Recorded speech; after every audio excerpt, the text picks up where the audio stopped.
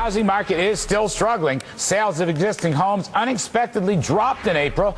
Housing was a major driving force for growth during the boom years, but what about now? Can the economy really recover without housing? Joining us, Shari Olefson, real estate attorney and author of Foreclosure Nation, Michael Farr, president of Farr Miller in Washington, and CNBC contributor, and CNBC's own Diana Olick. Michael Farr, start with you. Can the economy truly recover without housing? No. Thank you very much for having me on. Please elaborate on that brilliant and original thought. Brilliant and original thought. And why hadn't anybody thrown Kudlow into the mix for the IMF head? I mean, I was listening to the whole interview. I don't know why we didn't go there. Okay, real estate. Real estate really, certainly we were in something of a bubble, but it was caused by the financing of the real estate.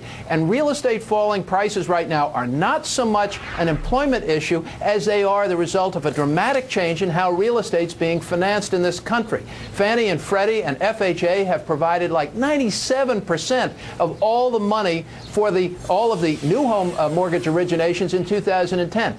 All of this is changing dramatically. There's still an oversupply, but with that tightening on the ability to finance for the securitization market that's really dried up, these prices are going to go lower. And you take the Fed out that's been pumping money into the system, prices have to go lower. Diana, is the data telling you that we're going to have to recover without housing?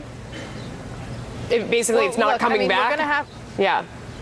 Well, housing will come back eventually. Look, it always has and it always will. But the question is, it's not only financing, which I agree is a big part of the problem, but it's also perception. I mean, we've talked about this before, that there are new jobs coming into the market. There is a huge pent-up supply out there waiting. You've got all these 20-somethings who you would think would be out there looking for these cheap houses and buying them. But the perception now is that a house is simply not a good investment. And while we see rents rising, people are continuing to pay them. And for the first quarter ever, we're seeing rents higher than the average monthly mortgage payment. Why aren't people jumping in? Because they are afraid to jump in right now because of prices.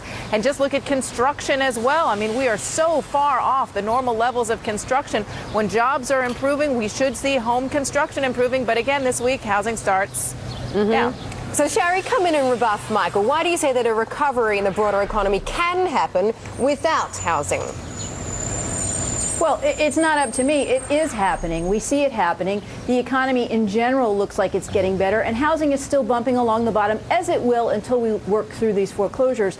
But, here's the thing, and Larry's asked this before when he says, if the stock market's doing great, why should we care about housing? And the reason is that housing is more widely held in terms of an investment across all demographics in the country, and it happens to be a very disproportionate part of the personal wealth for the middle and lower class. In fact, before the bubble burst, housing was about 70% of the personal wealth for 2/3 of middle-class America.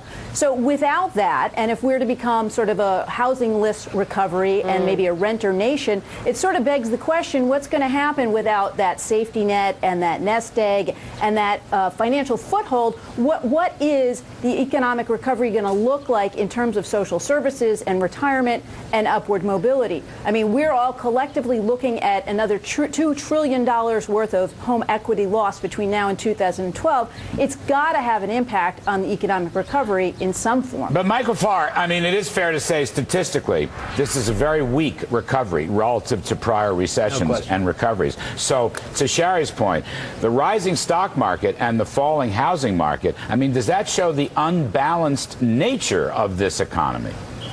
Larry, it does show the unbalanced nature of the economy, and I think furthermore, if you look at retail sales and if you look at concentrations of wealth and some of the income and gains over the past few years, what you'll see is that the high end has done very well. Those people who own stocks in this country have done very well, and we've seen wealth grow. We've also seen the percentage of wealth concentrated in smaller and fewer hands. Okay. So we're seeing something, I think, important there. But Diana had a really good point there, which is when people expect that they can buy it cheaper, they're going to hold off, and that's a big problem. I'm sorry, we've got to interrupt you. We've got some breaking news right now. We're going to go to Eamon Javers, who has the first words that we're hearing from